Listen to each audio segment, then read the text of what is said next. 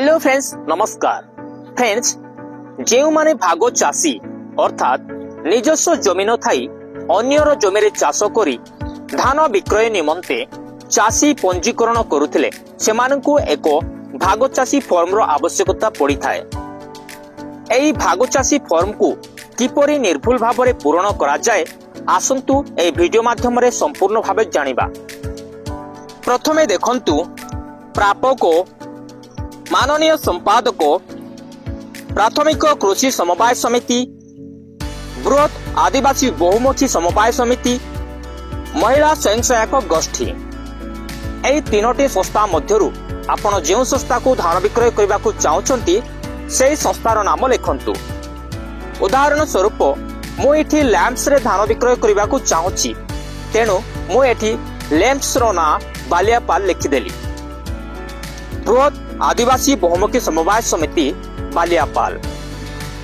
भाग चाष दौथिबा व्यक्ति अर्थात जमी मालिक जड़े होइतिले मु जगारे राइट चिन्ह दियंतु, एकरु अधिक होइतिले आमे जगारे राइट चिन्ह दियंतु। एई जमीरो जदि मालिक बंची थांती ताहले मालिक ऊपर राइट चिन्ह दियंतु, जदि मालिक मृत्युवरण करिथांती ताहले उत्तराधिकारी उपरे राइट चिन्ह दियंतु। एठारे जदि आपण वर्षा मंडी रे धान देबा पई चाहुथिले खरीफ उपरे राइट चिन्ह दियंतु, जदि आपण खरा मंडी रे धान देबा पई चाहुथिले रबी उपरे राइट चिन्ह दियंतु। एठारे जो व्यक्ति भाग चाषी रूपे चाष करुथिबो सेई व्यक्तिर नाम लिखंतु, मालिकर नाम नुहे। एठी तांको पितांको नाम लिखंतु।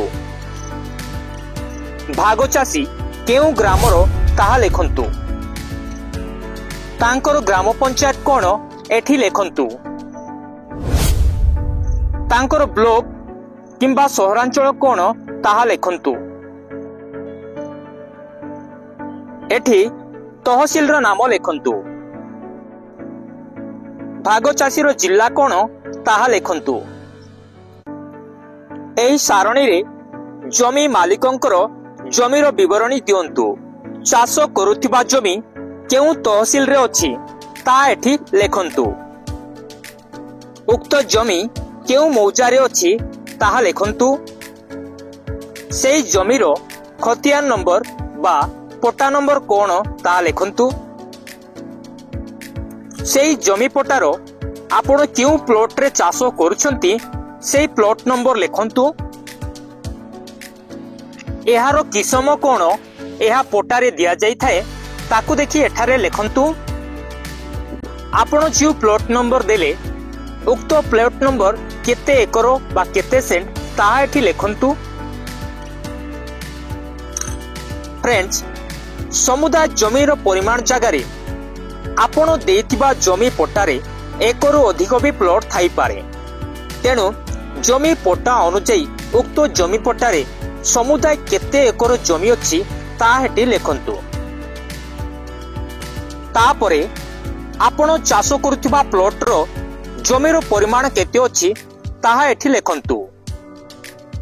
जदि आपण उक्त मालिकंकर अन्य कोनोसी जमी रे चाष करुथिले उक्त जमी पट्टार विवरणी गुड़िक एभली भाबरे पूर्ण करि दियंतु। तळकु आसंतु एठी आपण देखि पारुथिबे शतकड़ा। उक्त मालिक आपणकु केते प्रतिशत चाष करिबाकु दउछंती ता एठी लिखिबे। उदाहरण स्वरूप जदि मालिक आपणकु 100% करिबाकु दउछंती ताहाले एठी आपण 100% लिखंतु। एठी भाग चाषीको नाम लिखंतु। एठारे उक्त जमी मालिक बंची थिले तांकर दस्तखत नाम और संपूर्ण ठिकाना दियंतु। जदि उक्त मालिक मृत्युवरण करिसंती ताहेले तांकर उत्तराधिकारी रो नाम दस्तखत और संपूर्ण ठिकाना दियंतु। सो फ्रेंड्स एई भाग चाषी फॉर्म रे जहाँ भी डेटा पूरण करा गला ताहा ओरिजिनल नुहे। आपण जेतेबेले फॉर्म पूरण करूछंती ताहेले आपण चाष करुथिबा जमीर ओरिजिनल पट्टा देखि ଜମିର ବିବରଣୀ ଦିଅନ୍ତୁ। ଧନ୍ୟବାଦ।